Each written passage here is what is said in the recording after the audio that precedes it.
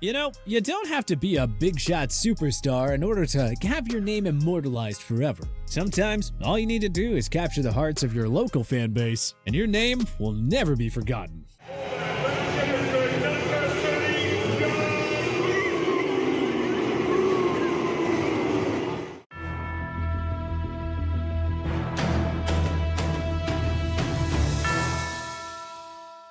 When it comes to the most popular players in the history of any NFL franchise, it always starts with the superstars. You know, Jerry Rice, Tom Brady, Barry Sanders, Aaron Rodgers, Peyton Manning, Patrick Mahomes, and, well, the list goes on and on. As such, it's pretty easy to identify every single team's most popular superstar ever. But how about their most popular non-superstar? Every team has had that one fan favorite in their history. That one guy who's captured their fan base's heart with his hard work, dedication, and classy attitude. And not exactly with his elite level of talent. So, who's your favorite team's most beloved non-superstar ever? Well, let's get right into it, starting from the top. Arizona Cardinals, Pat Tillman. Tillman was a standout safety for the Cardinals for 3 seasons, from 1998 to 2001. But in 2002, he rejected a multi-year extension so that he could serve in the Army. Now, tragically, Tillman was killed in a friendly fire accident in Afghanistan on April 22, 2004. After his death, Tillman was awarded the Purple Heart and Silver Heart. Tillman's selflessness, courage, and bravery continues to live on. Not only is he an all-time fan favorite in Arizona, but he holds a special legacy as one of the most beloved, respected, and heroic NFLers that ever lived. Atlanta Falcons, Jamal Anderson. Anderson was a key cog of the '98 Falcons squad that made an unexpected run to Super Bowl 33, where they fell to the Denver Broncos. Anderson became a household name for his memorable Dirty Bird celebration, which swept over the fan base. In Atlanta's NFC Championship season, Anderson had 1,846 rushing yards and 14 touchdowns. Baltimore Ravens, Tony Siragusa. Goose was never named to a Pro Bowl, but the hulking defensive tackle was a valuable part of the Ravens' hit-them-in-the-mouth defensive identity. Siragusa helped the Ravens to a Super Bowl 34 championship in just their 5th season of existence. Goose continued to appear on TV for game broadcasts after his playing career too. Sadly, he passed away on June 22, 2022 at the age of 55. Buffalo Bills, Fred Jackson. Jackson played for the Bills from 2007 to 2014, and he was admirably loyal to a franchise that was mostly non-competitive during his tenure there. Jackson was a workhorse do-it-all for the Bills, racking up 5 seasons in which he crossed 1,000 yards of offense. He was honestly one of the very few bright spots during a very dark time for the franchise. Carolina Panthers, Brad Hoover. Fans love loyalty and long-tenured players.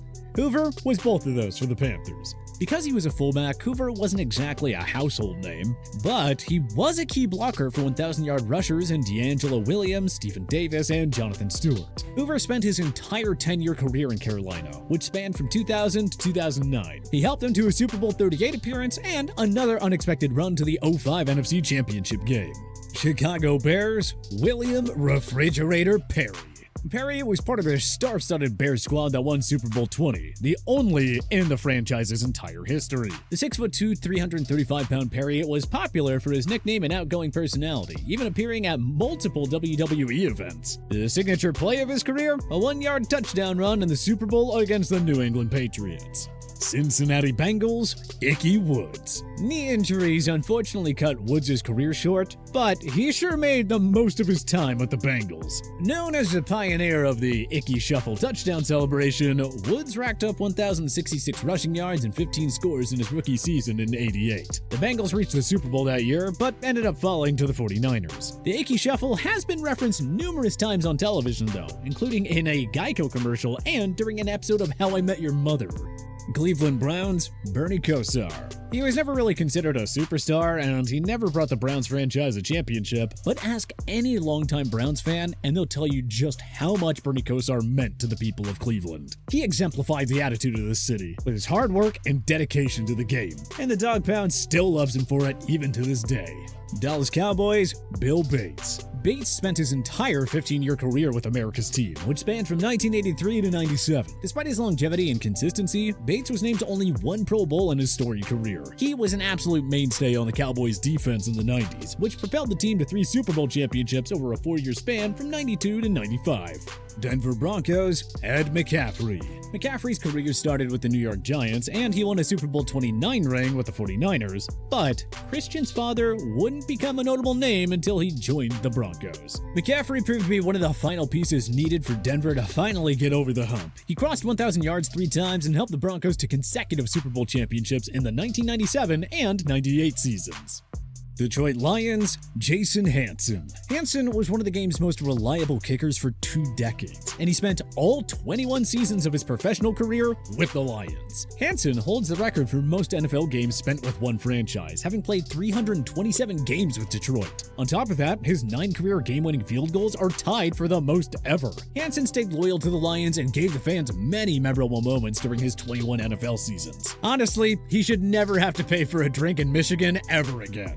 Green Bay Packers, John Kuhn. The fullback position has been a dying breed for a while, but John Kuhn made it cool during his tenure with the Cheeseheads. The 3-time Pro Bowler heard Kuhn cheers anytime he touched the ball with the Packers. This made the 250-pounder a living legend in Titletown, and his popularity only increased when he helped the Pack win Super Bowl 45 in the 2010 season. Houston Texans, D'Amico Ryans. Ryans was a standout linebacker for the Texans and later the Philadelphia Eagles. Though his production was never truly elite, Ryans did earn 2 Pro Bowl nods during his time in Houston. He was a well-respected locker room leader and played a big role in helping the franchise reach the postseason for the first time in 2011.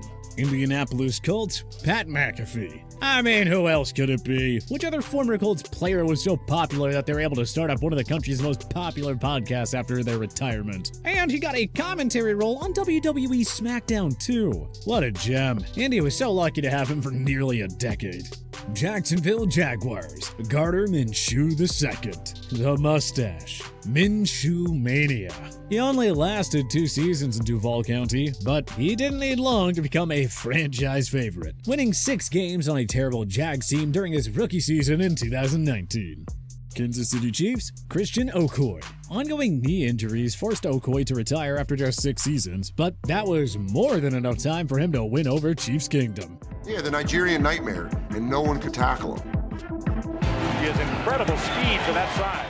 A 6'1", 253-pound train recorded 2 1,000-yard seasons during his tenure with KC. Okoye's bruising running style made him a fan favorite in KC, and he was vital in helping them transform into a consistent playoff team in the 90s. Las Vegas Raiders, Sebastian Janikowski. Who says kickers don't get enough love? Here's yet another guy on our list who's earned his fan base's love with his leg, as the Black Hole grew to admire Janikowski during his 17 seasons in Oakland. Raiders fans just couldn't get enough of the Polish Cannon's giant leg or his husky appearance, as he looked more like a blocking tight end than a place kicker.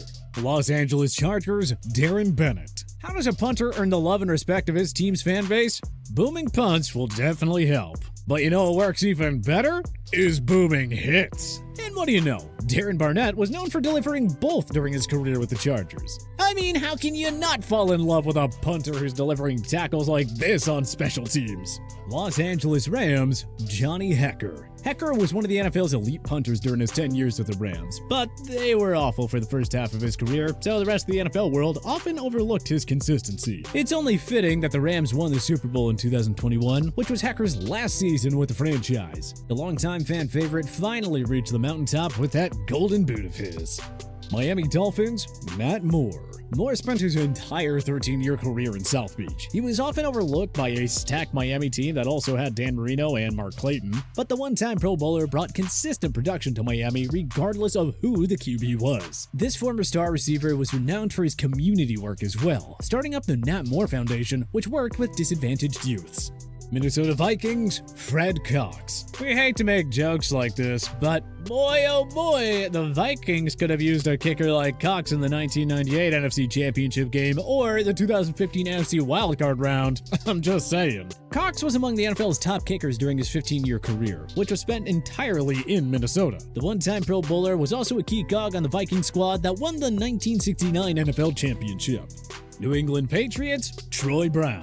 Brown's production never screamed superstar, but he had a knack for delivering in the clutch when the Patriots needed it most during their first dynasty run. Brown won 3 Super Bowls during his 15 years with the Patriots. He was named to the Patriots Hall of Fame, All-Dynasty Team, All-2000s Team, and 50th Anniversary Team. Popular for his versatility, Brown also played special teams returner and a bit of defense when the occasion called for it. New Orleans Saints, Steve Gleason. Gleason made one of the most iconic plays in Saints history in Week 3 of the 2006 season. This was the club's first home game back at the Superdome since the devastating Hurricane Katrina, and the place was absolutely rocking. The Saints opened the scoring on a Gleason punt block that was covered by Curtis DeLoach and returned for 6. The Superdome crowd erupted in a goosebumps-inducing moment. Gleason suffers from Lou Gehrig's disease and has done countless work to raise more awareness towards it. He is occasionally seen at Saints games offering never-ending support for the team that helped him become a fan favorite forever.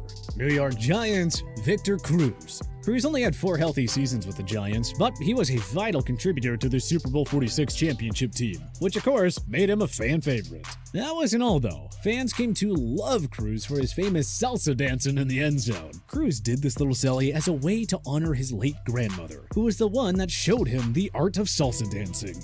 New York Jets, Wayne Kramp. Gangrene fans came to love Kramp because of his underdog story. Listed at 5'10" and 188 pounds, Kramp was considered too small to play in the NFL and went undrafted before signing with the Jets in 1995. And the rest, as they say, is history. Kramp became a key cog in the Jets offense, racking up 6 seasons of 700 or more receiving yards. He also helped New York to 4 playoff appearances during his 11-year career, including a trip to the '98 AFC Championship game. He is second all-time in receptions among Jets and third in receiving yards. Not too bad for an undrafted kid. Philadelphia Eagles, Ron Jaworski. Jaws joined the Eagles in 1977. Little did the fans know at the time that he would give this franchise some much-needed stability at the game's most important position. Jaworski emerged as one of the NFL's top pocket passers during his tenure in Philadelphia, even leading the franchise to a Super Bowl 15 appearance, which they lost to the Raiders. Jaworski was also known for his immense charitable work outside of football. His teammates voted for him as the winner of the Ed Block Courage Award in 1985. And of course, he's enshrined in the Eagles Hall of Fame. Pittsburgh Steelers, Heath Miller. Steelers fans memorably screamed, "Heath!" whenever Miller touched the football. The 2-time Pro Bowler always came through in the clutch for Pittsburgh as Ben Roethlisberger's security blanket. Miller was also a valuable contributor to the Steelers teams that won Super Bowls 40 and 43. Miller is 3rd all-time among Steelers in receptions, 4th in receiving, and 5th in receiving touchdowns. San Francisco 49ers, Dwight Clark. Clark is on here for one simple reason: the catch, which propelled a 49ers dynasty that would win 5 Super Bowls over the next decade and a half. If Joe Montana doesn't find Clark for the game-winning score in the 1981 NFC Championship game, where would the 49ers even be today as a franchise? Seattle Seahawks, Jermaine Kearse. Kearse constantly rose to the occasion when Seattle needed it most. He scored the game-winning touchdown in the 4th quarter against the arch-rival 49ers in the 2013 NFC title game en route to a Super Bowl 48 victory. He caught the game-winning pass from Russell Wilson in overtime of the 2014 NFC Championship game to send Seattle back to the big dance. And then he made arguably the greatest catch in NFL history, which should have set up the game-winning score in Super Bowl 49, but we all know how that ended.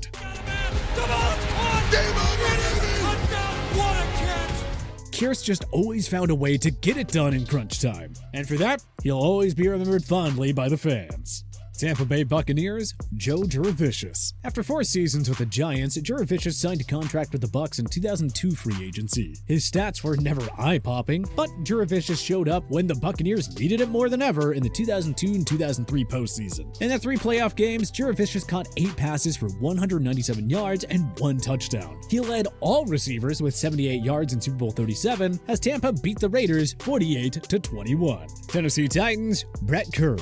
Kern stayed loyal to the Titans even during their bad years, and he was rewarded with 3 straight playoff berths from 2019 to 2021 to close out his tenure in Music City. The 3-time Pro Bowler punter also holds the Titans record for most games played with 197.